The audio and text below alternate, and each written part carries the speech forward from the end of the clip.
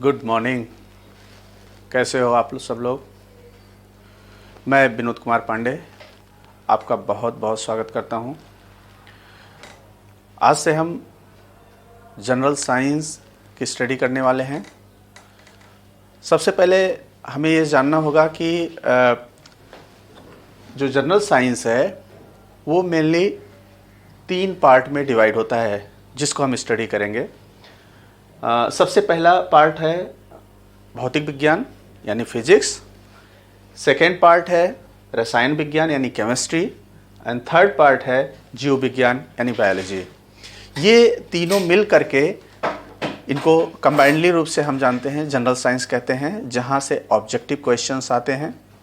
ये ध्यान रखना होगा, हम जनरल साइंस को इस तरीके से करेंगे कि जिससे आपके मेंस के क्वेश्चन भी उसमें कवर हो जाएंगे और उससे जो ऑब्जेक्टिव क्वेश्चंस आएंगे चाहे जिस भी कम्पिटिटिव एग्जाम में आए होंगे वो सारे के सारे कवर हो जाएंगे। इसलिए जब हम चैप्टर को कवर करेंगे तो वहाँ पर बताते हुए चलेंगे कि कौन से क्वेश्चन प्री में यानी ऑब्जेक्टिव क्वेश्चंस आए हुए हैं और किस प्रकार के क्वेश्चन मेंस में आते हैं। तो सबसे पहले जनरल साइंस में हम स्टार्ट कर रहे हैं भौतिक विज्ञान यानी फिजिक्स के। तो आइए शुरू करते हैं। जैसा कि आप जानते हैं कि नाम से ही लग रहा है फिजिक्स, भौतिक विज्ञान, यानी विज्ञान की वो शाखा जो कि प्रकृति में होने वाली घटनाओं को उसको डिस्क्राइब करती है, उसको मेज़र करने का प्रयास करती है, उसको हम भौतिक विज्ञान कहते हैं।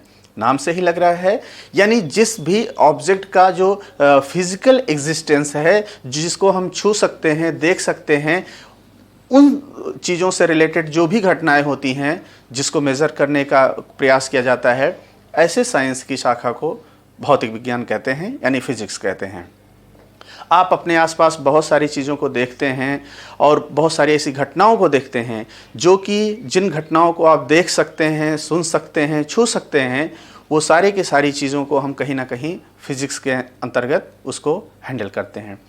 ये ध्यान रखना होगा, जहाँ भी फिजिक्स की स्टडी करना होता है तो सबसे पहले वहाँ पर आता है कि मेज़रमेंट, यानी कोई भी घटना कहीं पर हो रही है या दिखाई पड़ रही है तो बहुत ज़रूरी होता है कि उसका मेज़रमेंट किस तरीके से किया जाए। इसीलिए फिजिक्स में मेज़रमेंट का यानी मात्रक का बहुत इम्पोर्टेंट रोल है। तो उसको हम सबसे पहले स्टडी करते हैं। सबसे पहले हम देखते हैं जिसको कहते हैं मापन।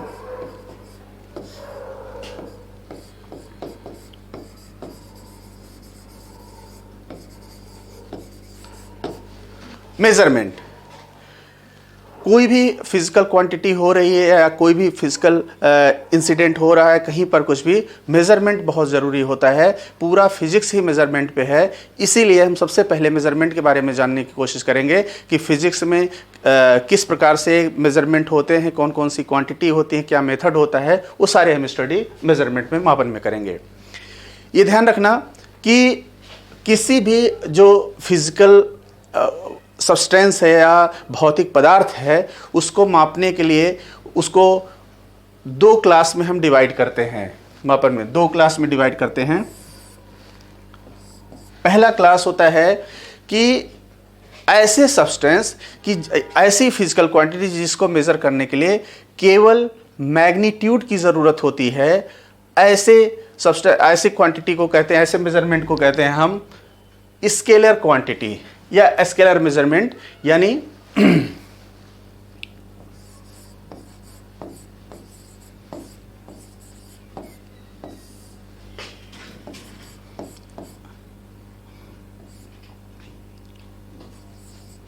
अदिश राशि जिसको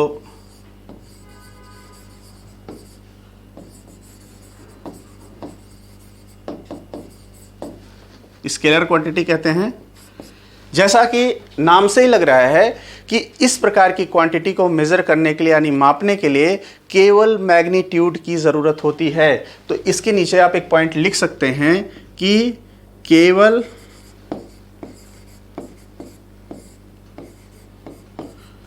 परिमाण की आवश्यकता होती है,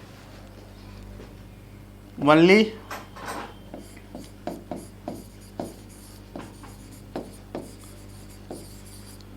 मैग्नीट्यूड ओनली।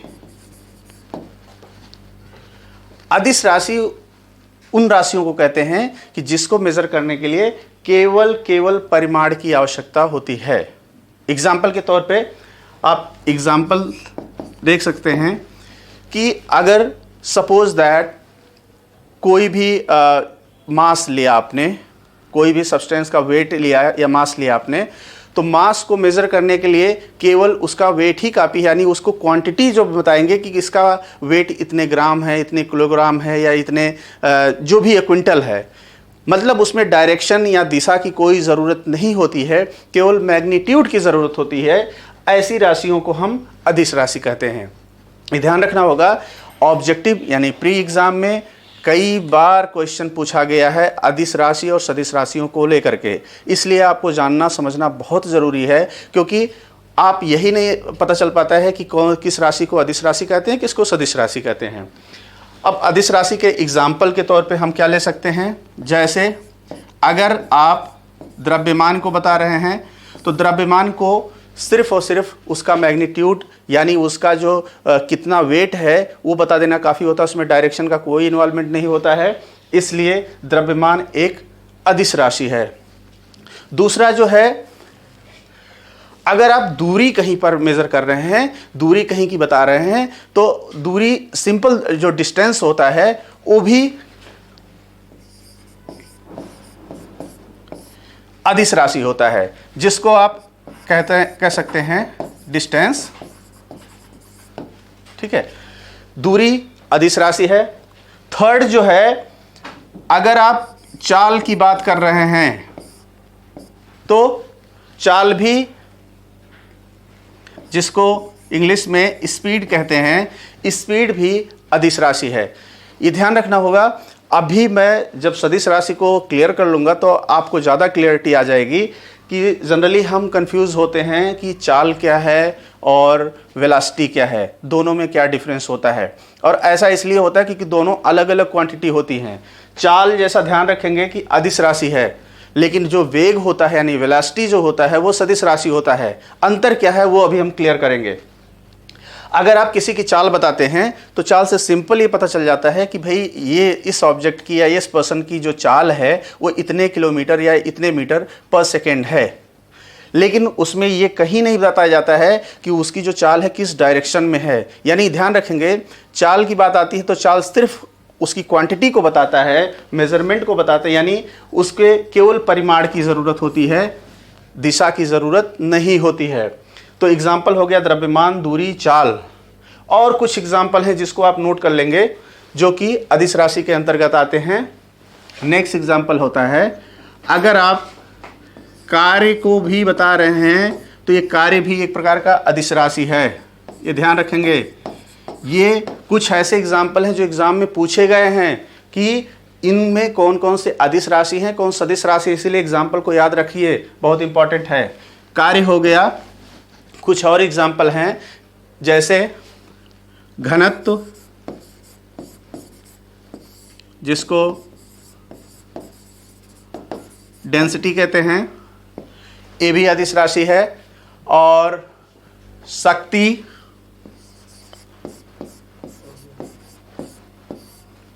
एंड ऊर्जा। ये ध्यान रखेंगे, इतने एग्जाम्पल में से बीपीएससी में प्री में एग्जाम में पूछा गया क्वेश्चन है ये। तो इतने एग्जाम्पल हैं जो कि अदिश राशि में होते हैं। द्रव्यमान, दूरी, चाल, कार्य, घनत्व, शक्ति और ऊर्जा। इन सब में केवल मैग्नीट्यूड की ज़रूरत होती है, डायरेक्शन की ज़रूरत नहीं होती है, सिर्फ क्वांटिटी की ज़रूरत होती है जो उसकी क्वांटिटी को बताए, मैग्नीट्यूड बताए। इसीलिए ये सारे के सारे अदिश राशि होते हैं। ये ध्यान रखना, ये एग्ज़ाम में बीपीएससी में आया हुआ क्वेश्चन है और ये किसी भी एग्ज़ाम में आ सकता है।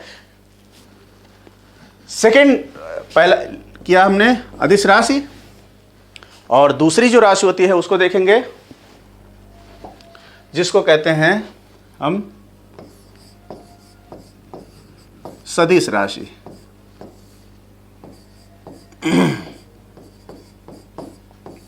यानी कि आपने देखा, फिजिकल क्वांटिटी कोई भी हो, फिजिकल सब्सटेंस कोई भी हो, उसके मेजरमेंट में दो क्वांटिटी होती हैं, एक हो गया अदिश राशि, अदिश यानी scalar quantity, and second is सदिश राशि, यानी इसको इंग्लिश में कहते हैं vector, vector quantity. Vector quantity वो क्वांटिटी होती हैं जिनको मेजर करने के लिए हमें मैग्नीट्यूड की भी जरूरत होती है और डायरेक्शन की भी जरूरत होती है। तो यहां पे लिखेंगे नीड्स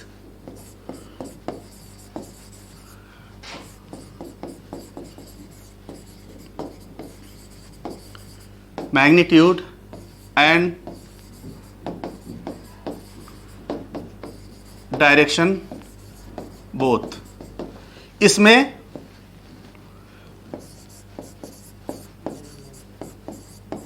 परिमाण एवं दिशा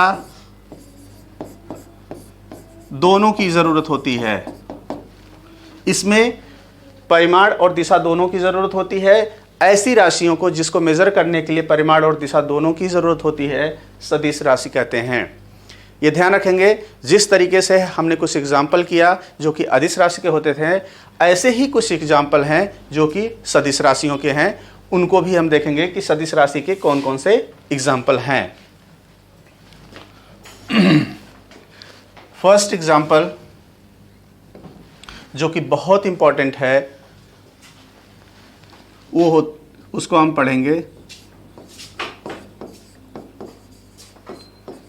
विस्थापन। ये ध्यान रखेंगे, इसको इंग्लिश में कहते हैं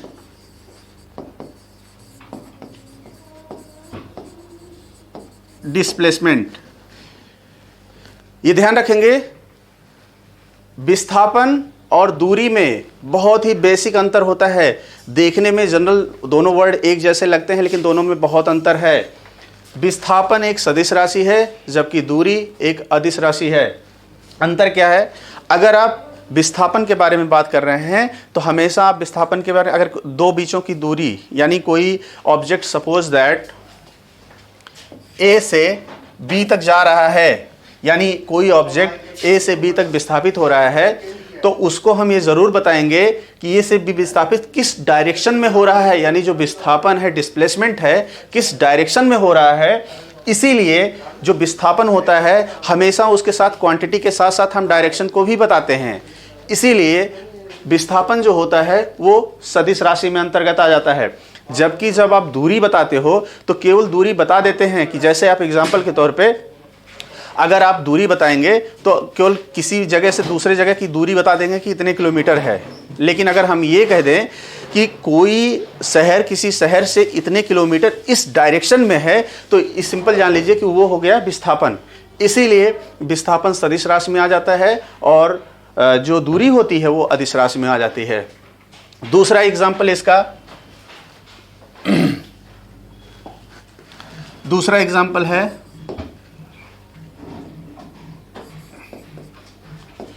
दूसरा एग्जाम्पल है जिसको हम कहते हैं वेग, यानी वेलोसिटी। जैसा अभी हम पहले एग्जाम्पल में किए अदिश राशि के जो उसका एग्जाम्पल था, उसमें हमने देखा था कि जो स्पीड होता है यानी गति जो होता है, गति एक अदिश राशि है, क्योंकि स्पीड बता देने का मतलब कि इस ऑब्जेक्ट की स्पीड या गति इतने मीटर पर सेकेंड है, सिर्फ बता दिया हमने। लेकिन जब हम वेग को बताते हैं तो वेग मतलब ये होता है कि किसी पर्टिकुलर ऑब्जेक्ट की जो चाल है या स्पीड जो है वो इतने मीटर पर सेकेंड इस डायरेक्शन में है, उसको हम वेग कहते हैं। बहुत बारीक सा डिफरेंस है, ये ध्यान रखेंगे कि जब भी हम वेग बताते हैं तो वेग के साथ में उसकी क्वांटिटी के साथ में उसकी डायरेक्शन को भी बताते हैं, जबकि स्पीड में हम डायरेक्शन को नहीं बताते हैं। इसलिए वेग जो होता है ये सदिश राशि में आ जाता है। और थर्ड एग्जाम्पल है जिसको आप त्वरण कहते हैं। त्वरण क्या चीज़ है इसके बारे में हम अभी डिटेल में स्टडी करेंगे, वेलोसिटी, वेग सबके बारे में स्टडी करेंगे। सबसे पहले हमें जानेंगे कि सदिश और अदिश राशि के एग्जाम्पल क्या हैं। त्वरण, ये कुछ एग्जाम्पल हैं जिनको जानना बहुत ज़रूरी है। संवेग, आवेग, ये सारे के सारे सदिश राशियों के एग्जाम्पल हैं। तो ध्यान रखिए, ऑब्जेक्टिव एग्ज़ाम में यानी प्री एग्ज़ाम में बहुत सारे क्वेश्चंस आते हैं कि सदिश राशि क्वांटिटी दी होती है, पूछ लिया जाता है कि इसमें कौन सी क्वांटिटी सदिश है और कौन सी अदिश है। तो आशा करता हूं कि आपको समझ में आ गया होगा। अभी सिर्फ आप इतना जानिए कि किनको सदिश कहते हैं, किनको अदिश कहते हैं, कौन कौन से एग्जाम्पल हैं। बाकी इनके डिटेल और क्या है, उसका फार्मूला क्या है, हम आगे फिजिक्स में बहुत डिटेल में पढ़ेंगे सबके साथ कि त्वरण क्या है, संवेग क्या है, आवेग क्या है, इनके बारे में डिटेल में बताएंगे। तो परेशान होने की बिल्कुल ज़रूरत नहीं है। सबसे पहले हमें ये जान लेना ज़रूरी है। अब जैसा कि आपने देखा कि वेग, त्वरण, संवेग सारा एग्जाम्पल हो गया, नेक्स्ट हम आ जाते हैं कि यूनिट्स ऑफ मेजरमेंट यानी मापन की इकाइयां क्या होती हैं, उनके बारे में हम स्टडी करते हैं।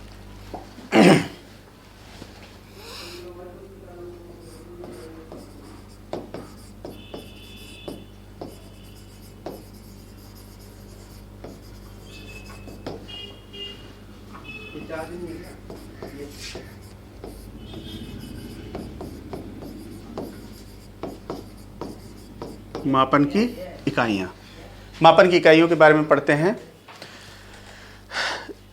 जैसा कि जानते हैं कि कुछ ऐसे मापन की इकाइयां होती हैं जो कि फंडामेंटल होती हैं, उसको हम मूल मात्रक कहते हैं। तो मापन की इकाइयां दो प्रकार की होती हैं।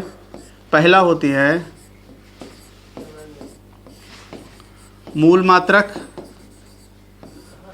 और दूसरा जिसको हम कहते हैं फंडामेंटल यूनिट।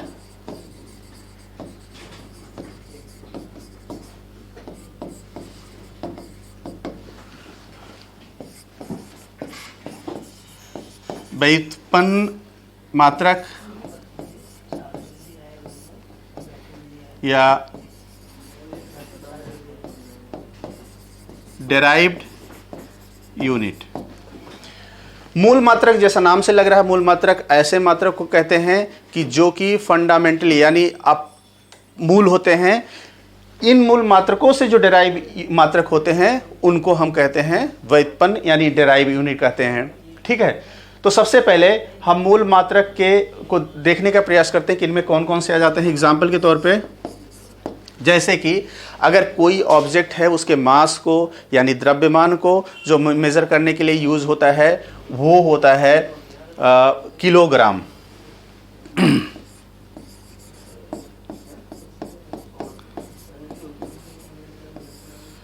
ठीक है, यानी कि किसी भी ऑब्जेक्ट का जो वेट है उसको मेजर करने के लिए हमने क्या यूज किया, किलोग्राम। तो किलोग्राम किस कैटेगरी में आ जाता है, मूल मात्रा की कैटेगरी में आ जाता है। अगर कहीं की दूरी है तो दूरी को जो मेजर किया जाता है जनरली, उसके लिए जो मूल मात्रक यूज किया जाता है दूरी के लिए वो होता है मीटर। जनरली आपने देखा होगा कि कहीं पर कोई जिसकी लेंथ है, लंबाई है, उसको हम लंबाई को जनरली रिप्रेजेंट करने के लिए हम मीटर का यूज करते हैं। तो वेट हो गया यानी जो मास हो गया उसको किलोग्राम में, जो लेंथ हो गया उसको मीटर में, और कहीं पर जो समय है, समय टाइम को करने के लिए हम सेकेंड का यूज करते हैं। ठीक है, तो ये तीन मात्रक किलोग्राम, मीटर और सेकेंड ये आ गए मूल मात्रक में। बाकी जितने भी मात्रक होते हैं, जितने भी मेजरमेंट होते हैं, वो ये इन तीनों से ही डेराइव होते हैं, इसलिए उनको डेराइव यूनिट कहते हैं हम। तो आइए कुछ एग्जांपल देखते हैं। जैसे डेराइव यूनिट का एक एग्जांपल देख लेते हैं। जैसा आपने देखा होगा क्षेत्रफल।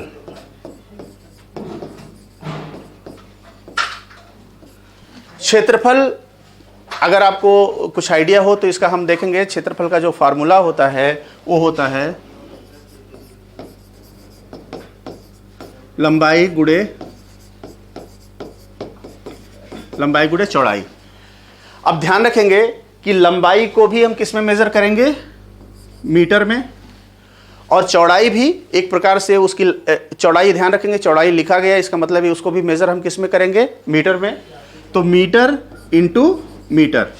तो क्षेत्रफल का जो यूनिट निकल के आया वो क्या हो गया, मीटर स्क्वायर।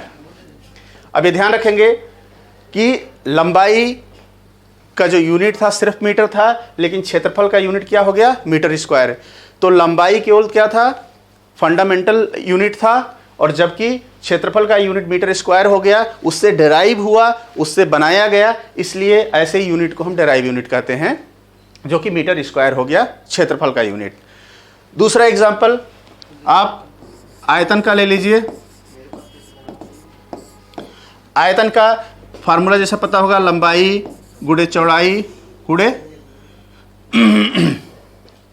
ठीक है, हाइट, लंबाई गुणे चौड़ाई गुणे ऊंचाई अगर कर देते हैं आयतन में, तो इसका क्या हो जाएगा, meter into meter into meter, यानी मीटर क्यूब। ये भी क्या हो गया, डेराइव यूनिट हो गया। ठीक है, तो ये सारे कुछ ऐसे हैं जिनको हम फंडामेंटल यूनिट और डेराइव यूनिट में डिवाइड कर सकते हैं। अब आगे हम आते हैं जो बहुत इंपॉर्टेंट है,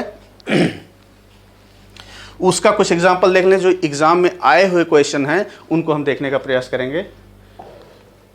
जैसे आपने बल का नाम सुना होगा, बल जिसको हम फोर्स कहते हैं। ध्यान रखेंगे ये क्वेश्चन बीपीएससी में आया हुआ क्वेश्चन है। फोर्स का जो यूनिट है वो किस यूज़ में किया जाता है, जनरली हम जानते हैं कि न्यूटन में यूज़ किया जाता है, लेकिन न्यूटन के अलावा अगर उसको हम जब तक डिटेल में नहीं जानते तब तक नहीं क्लियर। फोर्स का फार्मूला होता है F = ma होता है। ठीक है, ma होता है एक्सेलरेशन यानी त्वरण। तो मास का यानी द्रव्यमान का जो यूनिट होता है वो होता है किलोग्राम में हम करेंगे, यानी द्रव्यमान केजी में। और अगर त्वरण का यानी एक्सेलरेशन का अगर हम यूनिट हम देखने का प्रयास करें तो ये होता है मीटर पर सेकेंड स्क्वायर। तो मीटर पर सेकेंड स्क्वायर। तो अगर इसको कलेक्टिवली हम देखें तो केजी इंटू मीटर पर सेकेंड स्क्वायर, ये यूनिट हो गया बल का। लेकिन ध्यान रखें इन तीनों को ही एक कॉमन नाम दे दिया जाता है जिसको हम कहते हैं न्यूटन। न्यूटन जो साइंटिस्ट थे उनके नाम के ऊपर ये जो मात्रक है, इस मात्रक को सब्स्टिट्यूट कर दिया गया है।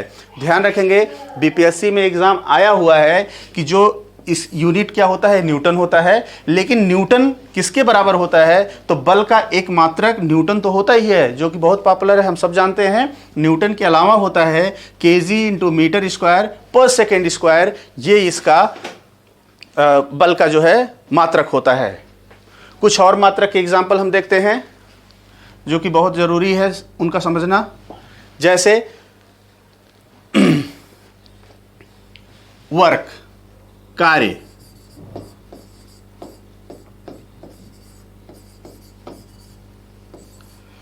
ये ध्यान रखेंगे अगर कार्य को हम डिफाइन करें तो एक सिंपल सा फार्मूला बनता है कि एक पर्टिकुलर टाइम में जो किया गया कार्य है, कार्य नहीं बोल रहा, सबसे पहले हम देखेंगे कार्य का जो फार्मूला होता है वो होता है F × D। मतलब कहने का है कि अगर आप किसी ऑब्जेक्ट को यहां से यहां तक, यानी ये पॉइंट से बी तक आप उसको डिस्प्लेस कर रहे हो, विस्थापित कर दे रहे हो, तो दोनों किसी ऑब्जेक्ट को यहां से यहां तक ले जाने में आपको कुछ फोर्स लगाना पड़ेगा, और कितना विस्थापन हुआ, दोनों का जो प्रोडक्ट होता है, दोनों का गुणनफल होता है, वो कार्य के बराबर होता है। तो जैसा कि अभी हमने देख लिया है कि फोर्स का यूनिट क्या होगा, अभी देखा हमने किलोग्राम मीटर पर सेकेंड स्क्वायर, अभी हमने देख लिया, जिसको हम न्यूटन भी कहते हैं। और डिस्टेंस का भी यूनिट क्या होगा, मीटर। तो टोटल कितना हो गया, किलोग्राम इंटू मीटर स्क्वायर पर सेकेंड स्क्वायर। ये ध्यान रखेंगे इसी यूनिट को एक वर्ड में जिस तरह से इसको हम कहते थे न्यूटन कहे हैं, इसी तरीके से इस यूनिट को कलेक्टिवली हम जूल कहते हैं। ये ध्यान रखना, ये बहुत ज़रूरी जानना है कि जो जूल होता है, अगर कहीं भी हम वर्क के बारे में बताते हैं कि इतना वर्क हुआ है तो उसको हम मेज़र करते हैं, क्वांटिटी मेज़र करते हैं, यानी इतने जूल वर्क हुआ है। तो जूल तो हम समझते हैं, अगर एग्जाम में ये आ जाए कि एक जूल कितने बराबर का होता है तो आप ये देखेंगे केजी मीटर स्क्वायर पर सेकेंड स्क्वायर को ही हम क्या कहते हैं, जूल नाम देते हैं। इसलिए ये चीज़ जानना जरूरी है। चूंकि एक न्यूटन में कितना होता है वो आया हुआ क्वेश्चन है, तो ये भी आने की पॉसिबिलिटी होती है कि एक जूल में कितना होता है, इसलिए इसको समझना बहुत ज़रूरी है। तो देख लिया आपने। इसके बाद में हम आ जाते हैं थर्ड एग्जाम्पल, जो बहुत ज़रूरी है जानना, जिसको हम कहते हैं शक्ति। शक्ति या पावर। ये ध्यान रखेंगे, पावर किसको कह सकते हैं कि अगर आप कोई काम कर रहे हो तो कितना कार्य आप कितने समय में कर रहे हो। जैसे एक मशीन होता है, आपने देखा होगा कि अगर वो कम समय में ज़्यादा काम कर ले रहा है तो ये कहते हैं कि इसका पावर बहुत ज़्यादा है। अगर कोई मशीन उतने ही समय में कम कार्य करता है तो कहते हैं इसका पावर कम है। यानी कि किसी भी ऑब्जेक्ट की कोई काम करने की जो क्षमता होती है उसी को हम पावर कहते हैं। तो अगर शक्ति को मेज़र करेंगे हम तो इसका फार्मूला क्या हुआ, पावर इज इक्वल टू होता है वर्क अपॉन टाइम। यानी किस पर्टिकुलर टाइम में आप जो वर्क करते हो उसी को कहते हैं हम पावर। तो अभी इससे पहले जो हमने यूनिट देखा था, अगर इसका हम यूनिट निकालें तो क्या होगा, वर्क का यूनिट अभी इससे पहले हमने देखा तो क्या है, जिसको हम जूल कहते थे, जूल लिख लिया। और टाइम का क्या करते हैं, सेकेंड। यानी कि पावर की यूनिट क्या हो गई, जूल पर सेकेंड। ये ध्यान रखेंगे, जूल पर सेकेंड यूनिट हो गया, लेकिन आपने पावर की यूनिट को बहुत जगह लिखते हुए इसको नहीं देखा होगा। इसका मतलब ये हुआ कि जूल पर सेकेंड को ही हम कलेक्टिवली कहते हैं, वाट के नाम से जानते हैं।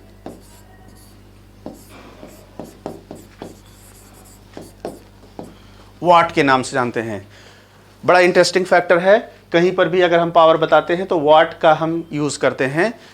जैसा कि आप एग्जाम्पल जानते हैं, इसके पीछे की हिस्ट्री क्या है। जेम्स वाट के नाम पर ही उनके ऑनर में शक्ति की जो यूनिट है उसको हम वाट कर दिए हैं। ये चीज़ जानना होगा कि जैसा आप जानते हैं कि उनकी हिस्ट्री आप पढ़ चुके होंगे कि जो जेम्स वाट थे उस शुरू में बहुत अच्छे नहीं थे पढ़ने में। फिर वो घर पे थे, घर पे वहाँ पर पानी उबल रहा था। फिर उसके बाद में वो देख रहे, उसके प्रेशर में जब देखा कि वो ढक्कन उठ रहा है तो उन्होंने एहसास किया कि मतलब स्टीम में इतना प्रेशर हो सकता है, इतना ताकत हो सकता है कि अगर वो ढक्कन उठा सकता है तो अगर हम उस स्टीम की क्वांटिटी को बढ़ा दें तो उससे हम बहुत ज़्यादा कुछ कार्य कर सकते हैं बड़ा। और इसी से कहीं ना कहीं देख करके, सुन करके उन्होंने एक स्टीम इंजन की खोज की थी और उसको बनाया था। आज धीरे धीरे वो इवॉल्व हो करके और आज हम ट्रेन के बारे में जो यूज़ हम कर रहे हैं वो देख रहे हैं। इसलिए ध्यान रखिएगा कि जितने भी हम सब कुछ देखते हैं, अपने आसपास की चीज़ों को देखते हैं, जो भी डिस्कवरी साइंस है वो कहीं ना कहीं हमें इस नेचर से, अपने आसपास की चीज़ों से ही हमें इंस्पिरेशन मिलती है और उसको हम करना चाहिए। इसीलिए उनके ऑनर में, जेम्स वाट के ऑनर में जो शक्ति का यानी पावर का यूनिट ही वाट हो गया है। जिस वाट को जूल पर सेकंड के नाम से भी जानते हैं, इसलिए इस चीज़ को समझना बहुत ज़रूरी है। हाँ, ये चीज़ याद रखिएगा। जैसा आपने बोलचाल में बहुत अपने आसपास में सुना होगा कि एक हॉर्स पावर कितने वाट के बराबर होता है। एचपी का नाम सुना होगा। कहीं पर भी इंजन हो, गाड़ी हो, उसकी जब आप पावर को एस्टिमेट करते हैं तो आप सिंपल से बताते हैं कि इसका पावर इतने एचपी का है। यानी एचपी पावर जब भी आप बताते हैं तो एचपी में बताते हैं, तो इसलिए बहुत ही इंपॉर्टेंट ये भी हो जाता है कि एक एचपी कितने के बराबर होता है। तो ध्यान रखेंगे, एक एचपी जो होता है वो होता है 746 वाट के बराबर होता है, 746 वाट के बराबर होता है। ये जानना बहुत ज़रूरी है। 746 वाट को ही एक एचपी कहते हैं हॉर्स पावर को, यानी एक अश्व शक्ति को, एक घोड़े की शक्ति को हम मेज़र करते हैं तो बताते हैं कि कितना 746 वाट के बराबर होता है। इसी टर्म में हम किसी भी इंजन की स्ट्रेंथ को, किसी भी इंजन की जो पावर को हम बताते हैं हमेशा। इसलिए आशा करता हूं कि आपको समझ में आया होगा। नेक्स्ट जो समझना जरूरी है,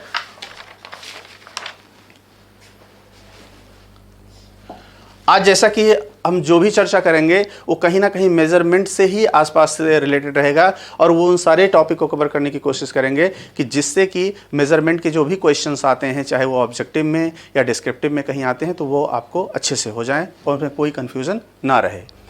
जैसा कि मेजरमेंट की बात चल रही है, तो एक हम सबसे पहले ये जानेंगे कि आपने दूरी है, कहीं पर जो बड़ी दूरी होती है या जो दूरी हम जिसको मेज़र कर सकते हैं उसको नापने के लिए तो हम सेंटीमीटर, मिलीमीटर, किलोमीटर इनका हम यूज़ कर सकते हैं।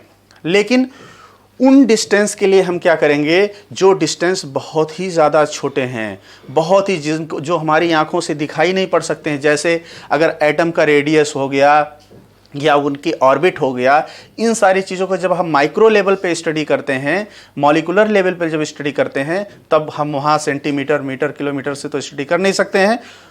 उसके लिए हमें बहुत ज़्यादा ज़रूरी होता है कि हम स्मॉलर डिस्टेंस को जानने की कोशिश करें कि उनको हम मेज़र कैसे करते हैं और उनकी वैल्यू किसके बराबर होती है। ये ध्यान रखेंगे कि प्री एग्ज़ाम में बीपीएससी में क्वेश्चन आया हुआ है कि जो स्मॉलर डिस्टेंस और लार्जर डिस्टेंस है दोनों के बीच रिलेशन, तो उनको जब तक आप जानेंगे नहीं तब तक उसकी आप वैल्यू को नहीं बता पाएंगे। तो स्मॉलर डिस्टेंस को मेज़र करने के लिए हम जो यूज़ करते हैं वो कुछ क्वांटिटी जो फिजिक्स में हम बार बार यूज़ करेंगे उनको हम सबसे पहले देखते हैं। जैसे सबसे पहले हम होता है जिसको कहते हैं माइक्रोन।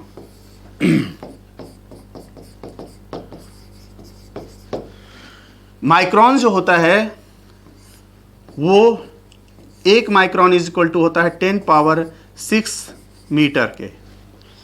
ये ध्यान रखेंगे जो माइक्रोन की यूनिट होती है वो उल्टा इस तरीके से बनाया जाता है, ग्रीक वर्ड है 1 माइक्रोन इज इक्वल टू होता है 10 पावर -6 मीटर के इक्वल होता है। ये ध्यान रखेंगे। ये इसलिए ज़रूरी है कुछ स्मॉलर क्वांटिटी की जिनको मेज़र कर स्मॉलर डिस्टेंस को मेज़र करने के लिए हम यूज़ करते हैं फिजिक्स में।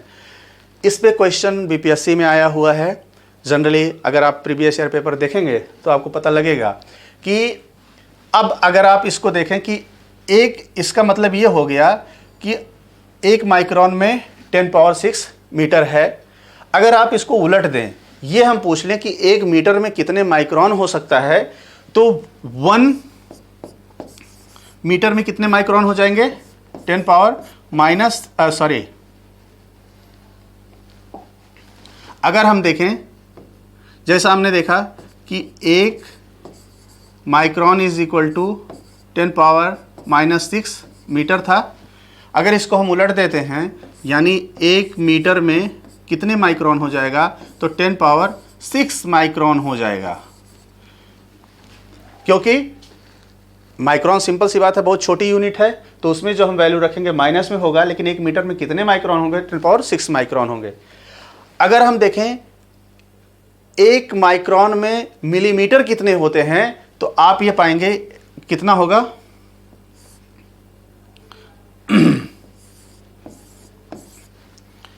मीटर को अगर हम मिलीमीटर में कन्वर्ट कर दें तो 1000, ये 10 पावर 6 माइक्रोन के होता है। ठीक है। जनरली जो आपका क्वेश्चन बीपीएससी में आया हुआ है कि 1 माइक्रोन में कितने मिलीमीटर होता है, इसलिए ये चीज़ जान रहे हैं कि 1 माइक्रोन में कितने मिलीमीटर हुआ। जैसे एग्जांपल आपने देखा कि 1 माइक्रोन में 10 पावर 6 मीटर होते हैं, तो अगर हम मिलीमीटर में आ जाते हैं और यहाँ पर देख लें, जैसा आप जानते हैं कि